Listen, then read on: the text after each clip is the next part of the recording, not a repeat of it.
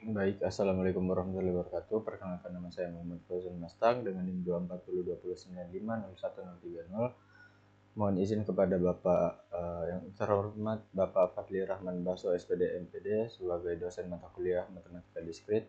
Izinkan saya untuk menjelaskan materi dari kelompok 4, yaitu teori himpunan. Yang pertama adalah definisi dari himpunan. Himpunan adalah bentuk atau kumpulan objek atau benda yang memiliki kesamaan dan dapat didefinisikan dan jelas. Objek dalam himpunan itu disebut sebagai anggota himpunan. Nah, anggota himpunan itu bisa berupa angka, huruf, atau benda apapun itu. Contohnya himpunan dari bilangan genap yang kurang dari 10, yaitu 2, 4, 6, dan 8. Oh iya, penulisan dari himpunan itu ada kurung kurawalnya. Kemudian kita lanjut ke penyajian himpunan. Penyajian himpunan yang pertama adalah enumerasi. Nah, enumerasi itu cara menyajikan himpunan dengan menuliskan semua anggotanya secara rinci di dalam kurung kurawal. Saya mengambil contoh yaitu himpunan dari huruf-huruf yang terdapat pada kata Indonesia. Jawabannya adalah himpunannya adalah I N D O E S A. Nah, jadi yang kayak I-nya ada 2 itu kalau dalam himpunannya dituliskan cuma 1. Baik, yang kedua dari penyajian himpunan adalah keanggotaan. Nah, keanggotaan adalah cara menyajikan himpunan dengan menunjukkan hubungan antara satu elemen dengan himpunan tersebut. Nah, dalam menyelesaikan soal keanggotaan itu, perlu diperhatikan yang pertama adalah lambang dari hubungan di suatu anggota yang bisa ditulis dengan huruf seperti E. Nah, sedangkan yang bukan anggota itu cukup menambahkan seperti garis pada huruf E tersebut. Saya mengambil contoh soal yaitu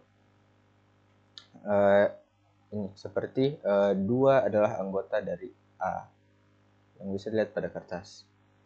Nah, kemudian yang terakhir adalah diagram Venn. Diagram Venn adalah cara penyajian himpunan yang itu paling berbeda dari sebelumnya, yaitu dengan menyajikan himpunan dalam bentuk gambar yang menggunakan lingkaran untuk mewakili hubungan antara himpunan dan ruang di dalam lingkaran untuk menunjukkan anggotanya. Hal yang harus diperhatikan dalam menyajikan himpunan dalam bentuk diagram Venn yaitu yang pertama adalah lingkarannya. Nah, setiap lingkaran itu mewakili sebuah himpunan. Kemudian yang kedua itu anggota himpunan ditulis di dalam lingkaran-lingkaran tersebut. Nah, jika ada dua himpunan atau lebih yang memiliki elemen yang sama, bagian yang sama itu diletakkan anggota himpunan yang sama itu diletakkan tumpang tindih yang menunjukkan itu adalah anggota irisan atau anggota yang dimiliki oleh setiap himpunan. Nah, kemudian di luar lingkaran tetap masih ada kotak. Nah, kotak itu yang pertama untuk melambangkan semestanya, yaitu himpunan apa itu semesta? Semesta itu himpunan yang berisi semua elemen-elemen yang sedang dibahas dalam soal atau pembahasan tersebut. Nah, yang kedua adalah elemen yang berada di dalam kotak, tetapi di luar lingkaran adalah elemen komplement dari himpunan. Apa itu komplement? Komplement itu elemen yang tidak termasuk dalam himpunan yang sedang dibahas saat itu. Baik, selanjut ke hubungan antara himpunan. Hubungan antara himpunan itu terbagi menjadi 3. Yang pertama itu himpunan bagian, yang dimana himpunan bagian adalah himpunan yang semua anggotanya termasuk ke dalam himpunan lain. Nah, saya mengambil contoh jika himpunan B yang anggotanya terdiri dari 1, 2, 3, 4, dan 5. Kemudian himpunan A yang anggotanya yaitu 1, 2, dan 3, maka himpunan A merupakan himpunan bagian dari himpunan B karena semua anggotanya itu yang terdapat pada himpunan A itu terdapat pada himpunan B. Baik, yang kedua itu himpunan yang saling lepas, yang merupakan dua himpunan A dan B bisa dikatakan saling lepas atau disjoin jika keduanya itu tidak memiliki elemen yang sama. Contohnya himpunan A yaitu 5, 7, 9, dan 11, kemudian himpunan B yaitu 2, 4, 6, 8. Nah, itu kedua himpunan tersebut bisa dikatakan anggota A menjadi kedua himpunan tersebut bisa dikatakan hubungan saling lepas karena anggota A itu tidak satupun sama dengan anggota B, begitupun sebaliknya. Kemudian yang terakhir dari hubungan antara himpunan yaitu himpunan kosong, yaitu hubungan dari himpunan yang dimana himpunan tersebut tidak memiliki anggota sama sekali. Kita lanjut ke jenis-jenis dari himpunan. Yang pertama itu himpunan finite atau berhingga. Bisa juga dikatakan sebagai finite set, yaitu himpunan yang jumlah elemennya berhingga. Contohnya 1, 3, dan 5. Itu dalam himpunan A anggotanya 1, 3, dan 5. Itu cuman itu saja, tidak ada yang lain. Kemudian yang kedua itu kebalikan dari himpunan finite, yaitu himpunan infinite. Sesuai namanya, infinite yaitu tak terhingga, bisa dikatakan dengan infinite set, yaitu himpunan yang jumlah elemennya itu tidak terhingga. Nah, perbedaannya dari himpunan finite yang tadi itu, kalau pada himpunan infinite itu terdapat titik-titik pada akhir dari anggota dalam kurung kurawal tersebut. Contohnya yaitu X adalah bilangan genap yang lebih dari 2. Maka dapat dituliskan dalam kurung kurawal yaitu 4, 6, 8, 12, 14. Kemudian untuk selanjutnya itu dilanjutkan dengan titik-titik. Berbeda dengan himpunan finite tadi yang tidak ada titik-titiknya di belakang. Baik, selanjutnya yaitu himpunan semesta. Himpunan semesta adalah himpunan yang memuat semua anggota atau objek himpunan yang dibicarakan. Himpunan semesta itu biasanya dinotasikan dengan S atau U. Selanjutnya ada himpunan sama.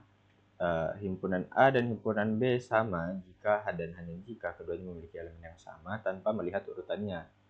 Meskipun urutannya berbeda, contohnya ketika himpunan A memiliki anggota yaitu 2, 4, 6, kemudian himpunan B memiliki anggota 6, 4, dan 2, itu bisa dikatakan sebagai himpunan yang sama. Kemudian yang terakhir dari jenis himpunan adalah himpunan ekuivalen, yang dimana dua himpunan ekuivalen dapat dikatakan ekuivalen jika jumlah anggotanya itu sama, meskipun elemennya itu berbeda. Contohnya jika himpunan A memiliki anggota yaitu 1, 2, dan 3, kemudian himpunan B itu memiliki A, B, dan C. Itu bisa dikatakan ekuivalen karena jumlah dari kedua anggotanya itu 3, meskipun elemen-elemen yang terdapat itu berbeda. Kemudian selanjutnya kita ke operasi dalam himpunan. Yang pertama itu irisan atau intersection. Irisan itu simbolnya seperti U tetapi terbalik. Nah, ini merupakan himpunan yang berisi elemen-elemen yang dimiliki oleh A dan B pada kertas tersebut.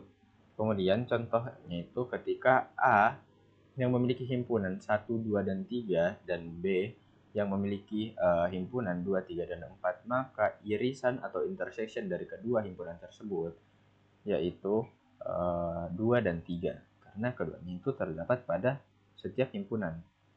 Nah, yang kedua itu gabungan atau union.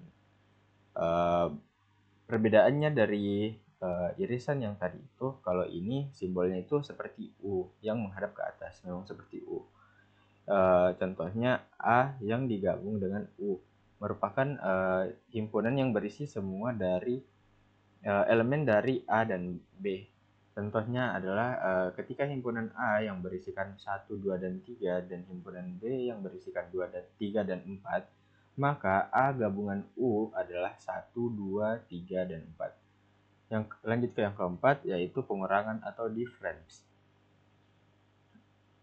Contohnya A kurang B, A pengurangan atau difference dari B itu dapat dituliskan sebagai berikut.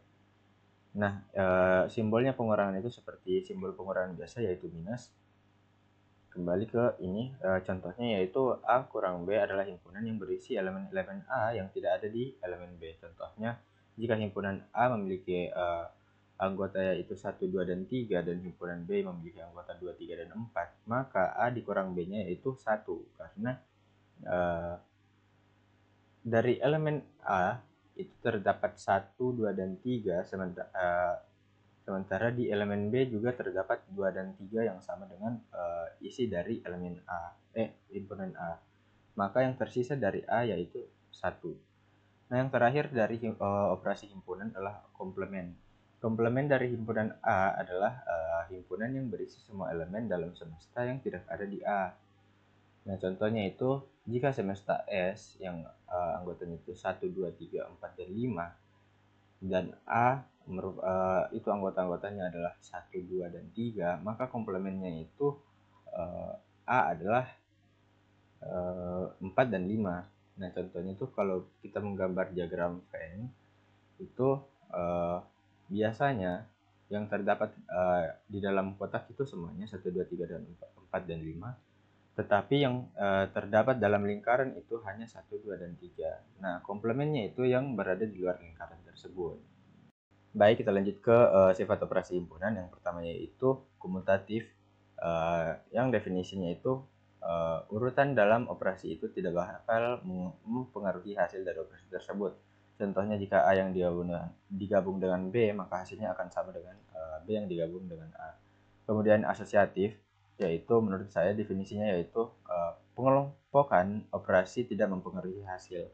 Contohnya, dalam kurung A yang A gabung B tutup kurung gabung dengan C, maka hasilnya akan sama dengan A yang digabung dengan dalam kurung B gabung C. Kemudian yang selanjutnya yaitu sifat identitas. Sifat identitas yaitu ada elemen netral yang tidak mempengaruhi himpunannya saat dioperasikan. Contohnya, A digabung dengan himpunan yang tidak memiliki anggota, maka hasilnya akan sama dengan A. Kemudian yang terakhir adalah distributif, yaitu menggabungkan operasi gabungan dan irisan. Itu diperbolehkan dalam sifat operasi himpunan. Baik, cukup sekian rangkuman yang bisa saya jelaskan pada hari ini. Mohon maaf jika ada kekurangan materi, kata, ataupun kesalahan. Wabillahi taufiq wal hidayah. Wassalamualaikum warahmatullahi wabarakatuh.